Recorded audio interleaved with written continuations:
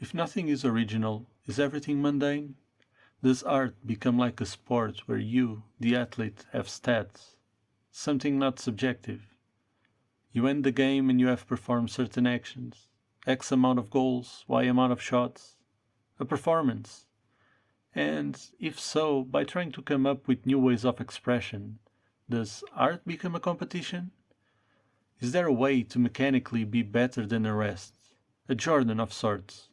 So is it the reverse? Are sports arts, in fact? And why do we create? Is it something natural? Is originality natural?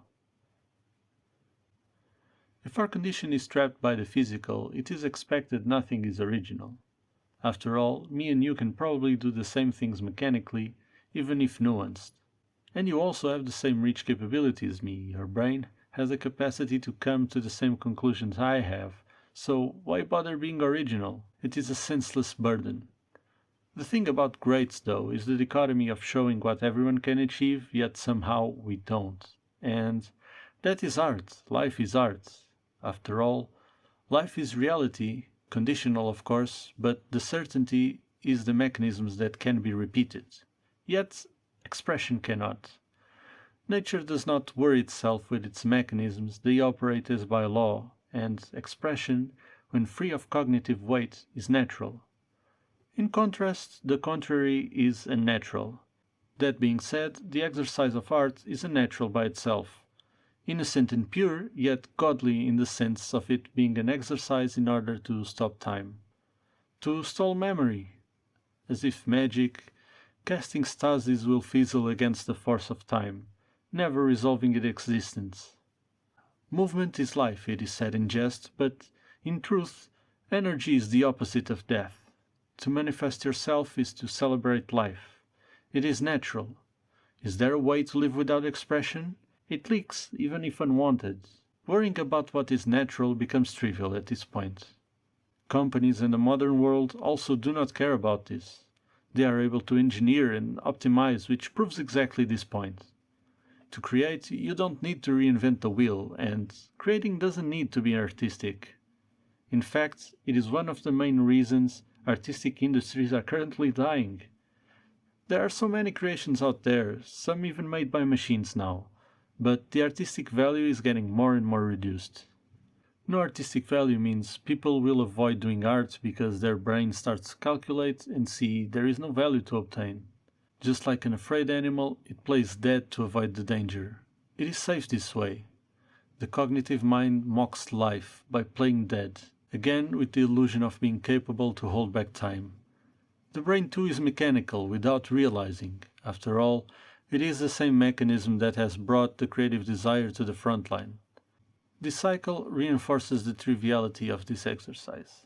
The irony and comedy lies that the same body part that tells us to play dead while living is the same that paints humans as gods. Reality and existence are truly beautiful. To create is the ultimate riot against conformity, against death even. To create is to make noise so you can be heard until the end of time, to extend your life as if to stop time and reach immortality maybe, to give life, to move. To create is to seek change. It is a journey to seek the beautiful and the aesthetic. It is admittedly absorbing what surrounds you, the experience that is life and reality, even if subconsciously, because if you imagine it, then it becomes real when you create it, especially if artistically.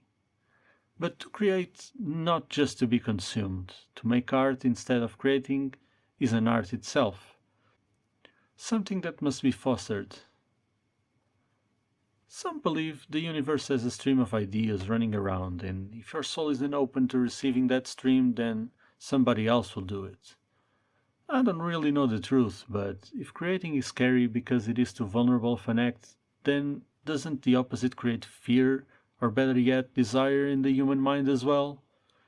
That we might never get to see that version of ourselves that has the solution for everything, that expresses itself purely, in a therapeutic way, or that establishes connections with the people and the world around it. Isn't the price of creating challenges for yourself, or feeling uncomfortable, a reasonable one in order to truly understand oneself? What drives you, your motivations. But first, back to the basics. Like I said in the beginning, we don't need to reinvent the wheel. To create is one thing, and to make art is another. So just start by creating at first. You probably already do it without realizing.